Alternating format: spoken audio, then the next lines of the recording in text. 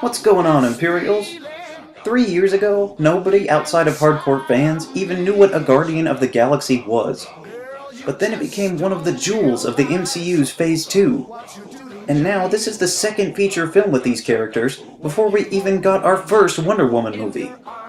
There will probably be some spoilers for this movie, so you've been warned. Guardians of the Galaxy Volume 2 continues the story set in the first entry, with these unlikely characters using the clout that they received from saving Xandar and the name to get hired on other jobs. This, through a series of shenanigans, leads to our heroes splitting up for a decent portion of the film. I found this strange at first, since once they met up in the first movie, they were pretty much together until the end. However, splitting up the team did give each of them some time to learn more about themselves, or grow as a character. Star-Lord finally gets to meet and spend time with his dad. Gamora has to do battle with her sister both emotionally and quite violently. Drax tries to teach Mantis in the ways of social interaction, and Rocket comes to terms with being a selfish jerk and learns not to push everyone away. This is done through much help from Yondu. I thought maybe the Yondu and Ravager storyline was a bit too heavily focused on, with it seeming to be almost half the movie. I feel like this was so prominent simply by virtue of Michael Rooker rather than being a natural progression of the story, and I did have a problem with it, but he was redeemed in the end by saving Peter's life, and it was cool to see his fin more pronounced like in the comic book version.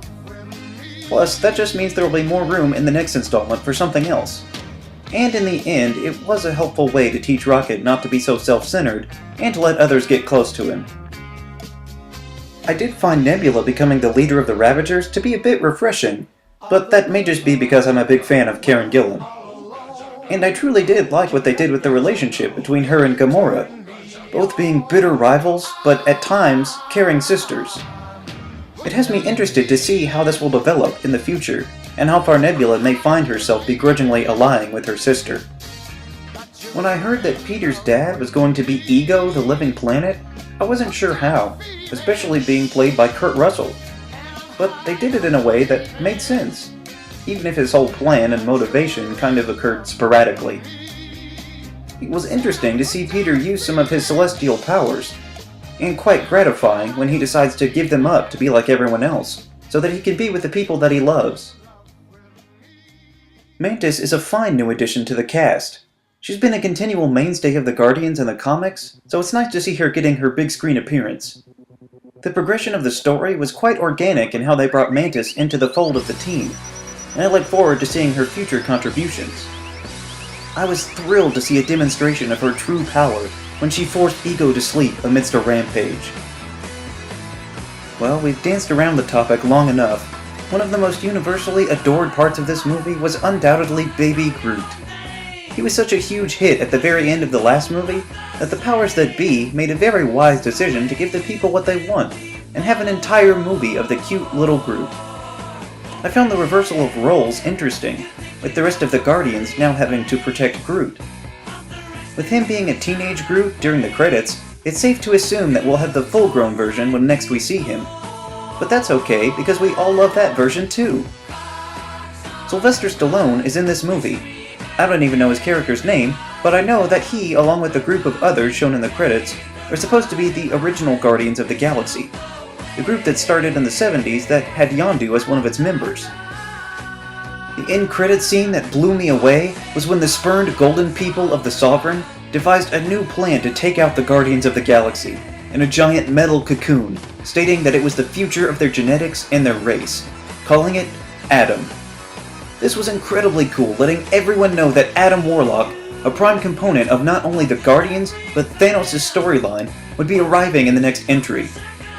Does this mean that he'll be fulfilling his integral role in the Infinity Gauntlet story? I find it more likely that he'll have a less essential function. Personally, I believe his role in Infinity War will be filled by Vision, since the two bear striking similarities. Plus, personal bias makes me hope that Vision will get that expanded crucial role, but only time will tell. Volume 2 was slightly different than I was expecting, but it seemed to suit them. There were, of course, huge laughs in this movie, but I did find a couple of instances to be like Thor: The Dark World, where it seemed very forced. but for the most part the humor does remain intact.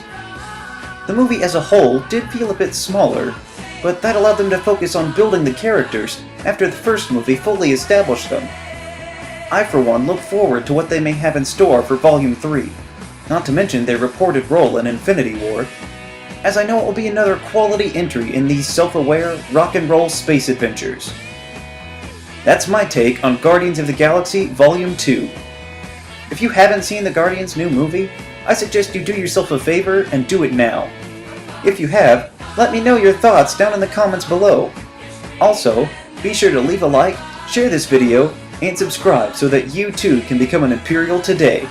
And we'll see you around next time.